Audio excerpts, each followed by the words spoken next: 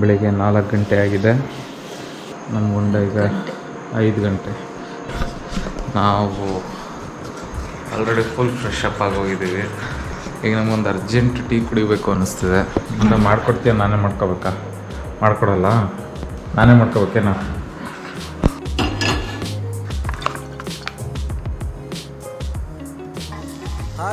Hi ಎಲ್ರಿಗೂ ನಮಸ್ಕಾರ. Welcome back to our channel. ಬೆಳಗ್ಗೆನೇ ಎದ್ದು ಎಲ್ಲಿ ಹೊರಡ್ತಾ ಇದ್ದೀವಿ ಅಂತ ನೋಡ್ತಾ ಇದ್ದೀರಾ? ಮನೇಲೆ ಕೂತು ಎಷ್ಟು ವ್ಲಾಗ್ಸ್ ಮಾಡೋದು ಅಂತ ಸ್ವಲ್ಪ ಆಚೆ ಹೋಗ್ಬರೋಣ ಅಂತ ಹೊರಟಿದ್ದೀವಿ. ಸ್ವಲ್ಪ ಅಂತಂದರೆ ಇಲ್ಲೇ ಎಲ್ಲೋ ಅಲ್ಲ, ಸೀದಾ ಗೋವಾಗೆ ಹೊರಟಿದ್ದೀವಿ. ಎಸ್, ಬೆಂಗಳೂರಿಂದ ಗೋವಾಗೆ ಒಂದು ರೋಡ್ ಟ್ರಿಪ್ ಹೋಗೋಣ ಅಂತ ಪ್ಲ್ಯಾನ್ ಮಾಡಿದ್ದೀವಿ. ಹಂಗಂತ ಬೆಳಿಗ್ಗೆ ಇಲ್ಲಿಂದ ಹೊರಟು ಸಂಜೆ ಅಲ್ಲಿಗೆ ರೀಚ್ ಆಗೋ ಥರ ಅಲ್ಲ. ದಾರಿ ಉದ್ದಕ್ಕೂ ನಿಧಾನವಾಗಿ ಯಾವ ಜಾಗ ಬೇಕೋ ಅಲ್ಲೆಲ್ಲ ನಿಲ್ಲಿಸ್ಕೊಂಡು ಒಂದಷ್ಟು ವ್ಲಾಗ್ಗಳನ್ನ ಮಾಡ್ತಾ ನಮಗೆ ಗೊತ್ತಿರೋಂಥ ಒಂದು ಚಿಕ್ಕ ಇನ್ಫಾರ್ಮೇಷನ್ಗಳನ್ನ ನಿಮಗೂ ತಿಳಿಸ್ತಾ ಹೋಗೋ ಅಂತ ಒಂದು ಪ್ರಯತ್ನ. ಸೊ ನೀವಿನ್ನು ನಮ್ಮ ಚಾನಲ್ಗೆ ಸಬ್ಸ್ಕ್ರೈಬ್ ಆಗಿಲ್ಲ ಅಂದರೆ ಈ ಕೂಡಲೇ ಸಬ್ಸ್ಕ್ರೈಬ್ ಆಗಿ, ಸೊ ದಟ್ ನಮ್ಮ ಜೊತೆಗೆ ನೀವು ಗೋವಾಗೆ ಬರ್ಬೋದು. ಸಬ್ಸ್ಕ್ರೈಬ್ ಮಾಡಿ.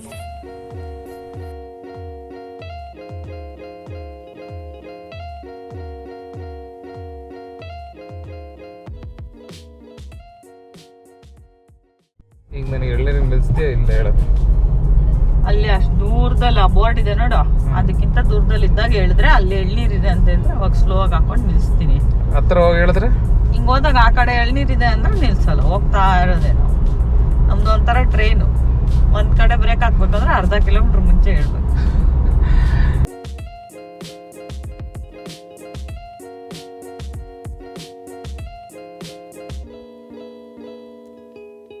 ಸೊ ಅಫಿಷಿಯಲಿ ಈಗ ನಮ್ಮದು ಟ್ರಿಪ್ ಶುರುವಾಗಿದೆ. This is the first stop.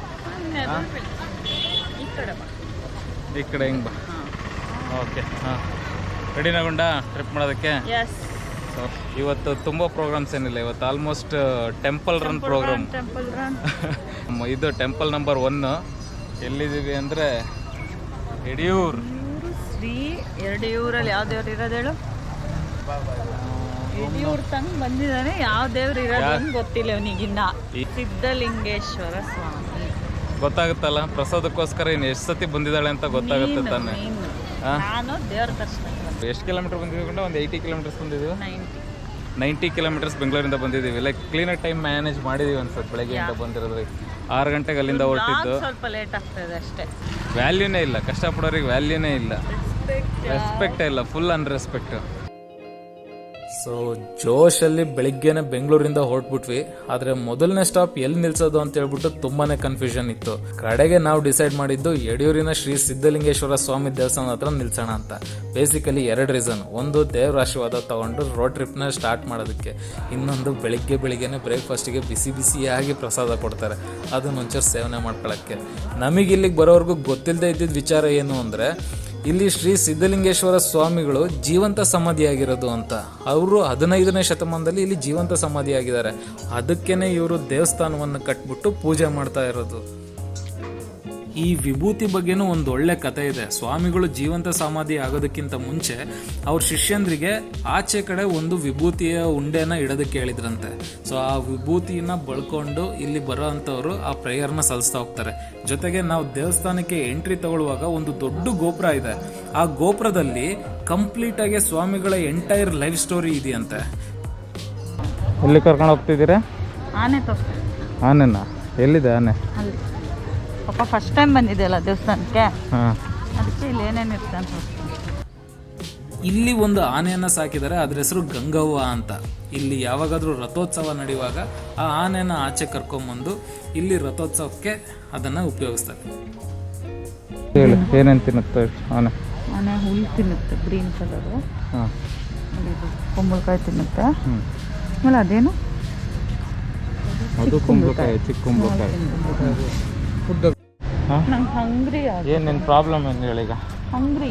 ಹಂಗ್ರಿನಾ? ಹಂಗ್ರಿ ಬಿಟ್ಟು ನಾನು ವಿಡಿಯೋ ತೆಗೆದ್ರ ಬಗ್ಗೆ ಏನು ಪ್ರಾಬ್ಲಮ್ ನಿಮಗೆ? ಸೇಮ್ 3 ಟೈಮ್ಸ್ ತೊಗೊತೀಯ. ಸುಮ್ಮನೆ ಮುಂದೆಯಿಂದ ಹಿಂದೆ ಬರೋದು, ಹಿಂದೆಯಿಂದ ಮುಂದೆ ಬರೋದು, ಮುಂದೆಯಿಂದ ಹಿಂದೆ ಬರೋದು, ಹಿಂದೆಯಿಂದ ಮುಂದೆ ಬರೋದು. ಅದಕ್ಕೆ ಇರುತ್ತೆ. ಅದಕ್ಕೇನೆ ಎಡಿಟಿಂಗ್ ಬಗ್ಗೆ, ಫಿಲಮ್ ಬಗ್ಗೆ ಜ್ಞಾನ ಇಲ್ಲ ಅಂತ. ಒಂದ್ಸತಿ ಆನ್ ಮಾಡಿರಲ್ಲ, ಇನ್ನೊಂದ್ಸತಿ ಯಾರೋ ಅಡ್ಡ ಬಂದಿರ್ತಾರೆ, ಅದಕ್ಕೆ 3 ಸತಿ ತೊಗೊಂಡಿರ್ತೀಯ. ಫಸ್ಟ್ ಟೈಮ್ ಆನ್ ಮಾಡಿರ್ಲಿಲ್ಲ ತಾನೇ ನೀನು? ಅದಕ್ಕೆ ಹೇಳೋದು ಟೈಮ್ ಟು ಟೈಮ್ ಕರೆಕ್ಟಾಗಿ ತಿಂಡಿ ತಿನ್ನಬೇಕು ಅಂತ, ಇಲ್ಲಾಂದ್ರೆ ಹಿಂಗೆ ಕ್ರಾಂಕಿ ಆಗ್ತಾರೆ. ಏನಿದೆ, ನಿನಗೀಗ ಅಶ್ವಾಗಿದೆ ತಾನೆ? ಹೌದು, ಹಂಗ್ರಿ ಆಗಿದೆ.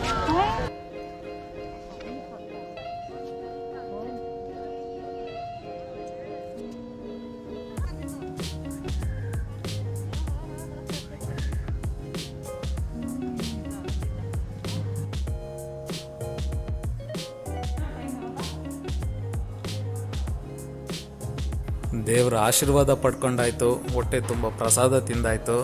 ನೆಕ್ಸ್ಟ್ ನಮ್ಮ ಜರ್ನಿನ ಹಾಸನ್ ಮಂಗಳೂರು ಹೈವೇಲಿ ಕಂಟಿನ್ಯೂ ಮಾಡ್ತಾ ಹೋದ್ವಿ. ಆನ್ ದ ವೇ ನಮಗೆ ಲೆಫ್ಟ್ ಸೈಡಲ್ಲಿ ಒಂದು ದೊಡ್ಡ ಸಾಯಿಬಾಬಾ ಸ್ಟ್ಯಾಚು ಕಾಣಿಸ್ತು. ಇದು ಯಾವುದೋ ತುಂಬ ಇಂಟ್ರೆಸ್ಟಿಂಗ್ ಆಗಿದೆಯಲ್ಲ ಅಂತ ಹೇಳ್ಬಿಟ್ಟು ನಮ್ಮ ಗಾಡಿನ ಸೈಡಿಗೆ ಹಾಕಿ ನೋಡಿದ್ರೆ ಅದ್ರ ಕೆಳಗಡೆ ಒಂದು ದೊಡ್ಡ ದೇವಸ್ಥಾನನೇ ಇದೆ. ಇವತ್ತು ಮಿಸ್ ಮೇಘನಾ ಆನಂದ್ ಅವರು ಒಂದು ಸ್ಟೋರಿನ ಶೇರ್ ಮಾಡ್ಕೋಬೇಕು ಅಂತಿದ್ದಾರೆ. ಈ ಜಾಗಕ್ಕೆ ಏನಕ್ಕೆ ಬಂದಿದ್ದೀವಿ ಅಂತ. ಏನಕ್ಕಮ್ಮ ಇಲ್ಲಿ ಬಂದಿರೋದು ನಾವು? ಇದು ದೊಡ್ಡ ಸಾಯಿಬಾಬಾ ಹಾಸನ್ ರೋಡಲ್ಲಿ ಇರೋದು. ನಮ್ಮ ಪಪ್ಪ ಯಾವಾಗ್ಲೂ ಹೇಳ್ತಾ ಇರ್ತಾರೆ, ಈ ಕಡೆ ಹೋಗೋವಾಗೆಲ್ಲ ಅಲ್ಲೊಂದು ಸಾಯಿಬಾಬಾ ಇದೆ ನಿಲ್ಸ್ರಿ, ಅಲ್ಲೊಂದು ಸಾಯಿಬಾಬಾ ಇದೆ ನಿಲ್ಸ್ರಿ ಅಂತ. ನಾವ್ ಯಾವಾಗ್ಲೂ ಟೈಮ್ ಇಲ್ಲ ಲೇಟ್ ಆಯ್ತು ಅಂದ್ಬಿಟ್ಟು ಹೊಟ್ಟೋಗ್ಬಿಟ್ಟಿರ್ತೀವಿ ಆಚೆ ಕಡೆಯಿಂದ ನೋಡ್ಕೊಂಡು. ನಮ್ಮ ಪಪ್ಪಗೋಸ್ಕರ ಸಾಯಿಬಾಬಾ ಟೆಂಪಲ್, ನಮ್ಮ ಮಮ್ಮಿ ನಮ್ಮ ಪಪ್ಪಗೋಸ್ಕರ. Papa mummy we have come to Saibaba temple number 2 for the day. ಜೊತೆಗೆ ಈ ಟೆಂಪಲ್ನ ಕನ್ಸ್ಟ್ರಕ್ಟ್ ಮಾಡಿರೋ ಅಂತ ಡಿಸೈನ್ ನನಗೆ ಸಖತ್ ಇಷ್ಟ ಆಯಿತು. ಕಂಪ್ಲೀಟ್ಲಿ ಒಂದು ಕೇವ್ ಆರ್ಕಿಟೆಕ್ಚರಲ್ಲಿ ಕಟ್ಟಿದ್ದಾರೆ. ನಾವು ಒಂದ್ಸತಿ ಒಳಗೆ ಎಂಟ್ರಿ ಆದ ತಕ್ಷಣ ಯಾವುದೋ ಗುಹೆ ಒಳಗೆ ಹೋಗ್ತಾ ಇದ್ದೀವಿ ಅನ್ನೋ ಒಂದು ಫೀಲ್ ಇರುತ್ತೆ. ಆ ಗುಹೆನ ಪಾಸ್ ಮಾಡಿ ಎಂಟ್ರಿ ಆದರೆ ಗರ್ಭಗುಡಿ ಒಳಗಡೆ ಹೋಗ್ತೀವಿ. ಅಲ್ಲಿ ಹೋದರೆ ನಮಗೆ ಅಮೃತ ಶಿಲೆಯಲ್ಲಿ ಮಾಡಿರೋಂಥ ಸಾಯಿಬಾಬಾ ಕಾಣುತ್ತೆ. ಇದು 7 ಅಡಿ ಎತ್ತರದಲ್ಲಿರುತ್ತೆ. ನಿಜವಾಗ್ಲೂ ಆ ಸಾಯಿಬಾಬಾ ರಿವೀಲ್ ಆಗೋ ಪಾಯಿಂಟ್ ಇದೆಯಲ್ಲ, ಸೂಪರ್ ಆಗಿದೆ.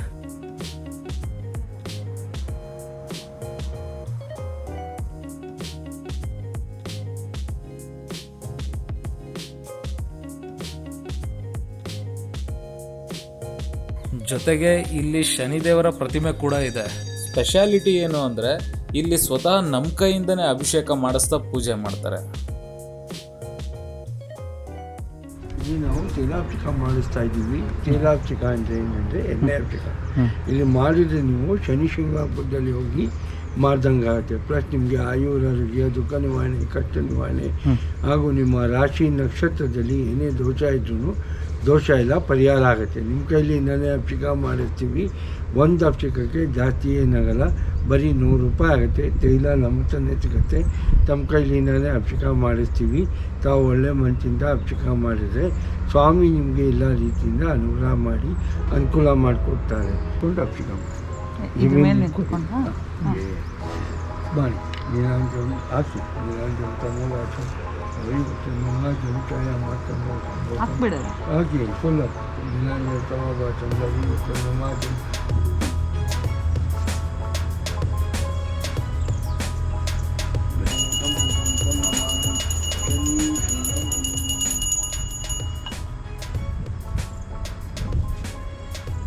ಇನ್ ಕೇಸ್ ನೀವೇನಾದರೂ ಹಾಸನ್ ಮಂಗಳೂರು ಹೈವೇಲಿ ಟ್ರಾವೆಲ್ ಮಾಡ್ತಾ ಇದ್ರೆ ಮರಿದೆ ಈ ಜಾಗಕ್ಕೆ ಬನ್ನಿ. ಕಂಡುಹಿಡಿಯೋದೇನು ಕಷ್ಟ ಇಲ್ಲ, ಯಾಕಂದರೆ 30 ಅಡಿ ಎತ್ತರದ ಸಾಯಿಬಾಬಾ ರೋಡ್ ಸೈಡಲ್ಲೇ ಇರುತ್ತೆ. ಎಂಥವ್ರಿಗಾದ್ರೂ ಕಣ್ಣಿಗೆ ಬಿದ್ದೇ ಬೀಳುತ್ತೆ. ಮಸ್ಟ್ ವಿಸಿಟ್, ನಿಜವಾಗ್ಲೂ ಇಷ್ಟಪಡ್ತೀರಾ.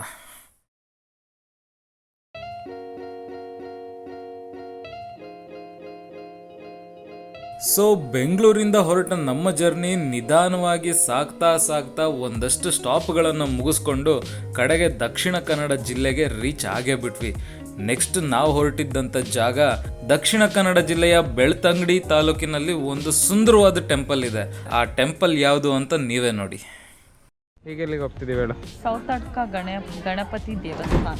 ಇದು ಎಷ್ಟನೇ ನಂಬರ್ ಇವಾಗ? Temple number 3. Temple number 3. How many more temples to go? 2 more. Yeah, we are on time. We are keeping up with the time today. ನೀವೀಗ ನೋಡ್ತಾ ಇರೋಂಥ ಜಾಗದ ಹೆಸರು ಸೌತಡ್ಕ ಶ್ರೀ ಮಹಾಗಣಪತಿ ದೇವಸ್ಥಾನ ಅಂತ. ಈ ದೇವಸ್ಥಾನದ ಸ್ಪೆಷಾಲಿಟಿ ಏನು ಅಂದರೆ ಇಲ್ಲಿ ಯಾವುದೇ ರೀತಿಯ ಗರ್ಭಗುಡಿ ಅಥವಾ ದೇವಸ್ಥಾನದ ಸ್ಟ್ರಕ್ಚರ್ಗಳು ಏನೂ ಇಲ್ಲ. ದೇವರನ್ನ ಓಪನ್ ಫೀಲ್ಡಲ್ಲಿ ಆರಾಮಾಗಿ ಕೂರಿಸಿದ್ದಾರೆ. ಆ್ಯಕ್ಚುಲಿ ಇದರಿಂದ ಒಂದು ಒಳ್ಳೆ ಕತೆ ಕೂಡ ಇದೆ. ಸುಮಾರು ವರ್ಷಗಳ ಹಿಂದೆ ರಾಜವಂಶಸ್ಥರು ಈ ಗಣಪತಿಯನ್ನ ಪೂಜೆ ಮಾಡ್ತಾ ಇದ್ರಂತೆ, ಒಂದು ದೇವಸ್ಥಾನವನ್ನು ಕಟ್ಟಿಸಿ. ಆ ರಾಜವಂಶಸ್ಥರ ಎನಿಮಿಗಳು ಇವ್ರ ಮೇಲೆ ಅಟ್ಯಾಕ್ ಮಾಡಿದಾಗ ಈ ದೇವಸ್ಥಾನ ಕೂಡ ಧ್ವಂಸ ಮಾಡಿರ್ತಾರೆ. ಸುಮಾರು ವರ್ಷಗಳಾದ ನಂತರ ಹಸುಗಳನ್ನ ಮೇಯಿಸೋದಕ್ಕೆ ಅಂತ ಬಂದಿದ್ದ ಗೋಪಾಲಕರಿಗೆ ಈ ವಿಗ್ರಹ ಸಿಗುತ್ತೆ. ಆ ಗೋಪಾಲಕರು ಈ ವಿಗ್ರಹನ ತಗೊಂಡೋಗಿ ಸೇಫ್ ಆಗಿ ಒಂದು ಜಾಗದಲ್ಲಿ ಪ್ರತಿಷ್ಠಾಪನೆ ಮಾಡ್ತಾರೆ. ಇವ್ರ ತೋಟದಲ್ಲೇ ಬೆಳೆದಂತ ಸೌತೆಕಾಯಿನ ದೇವರ ನೈವೇದ್ಯಕ್ಕೆ ಅಂತ ಇಟ್ಟು ಪೂಜೆ ಮಾಡೋದಕ್ಕೆ ಶುರು ಮಾಡ್ತಾರೆ. ನೋಡಿದ್ರೆ ಅದೇ ವರ್ಷ ಚೆನ್ನಾಗಿ ಮಳೆ ಬೆಳೆ ಆಗಿ ಹಿಂದೆಂದೂ ನೋಡದಷ್ಟು ಬೆಳೆನ ಅವ್ರು ಕಂಡ್ಕೋತಾರೆ.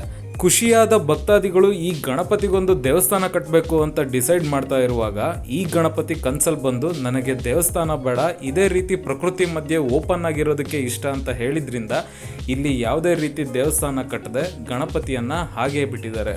ಸೌತೆಕಾಯಿಯನ್ನು ನೈವೇದ್ಯವಾಗಿಟ್ಟು ಪೂಜೆ ಮಾಡೋದಕ್ಕೆ ಶುರು ಮಾಡಿದ್ರಿಂದ ಈ ಜಾಗಕ್ಕೆ ಸೌತಡ್ಕ ಅಂತ ಹೆಸರು ಬರುತ್ತೆ.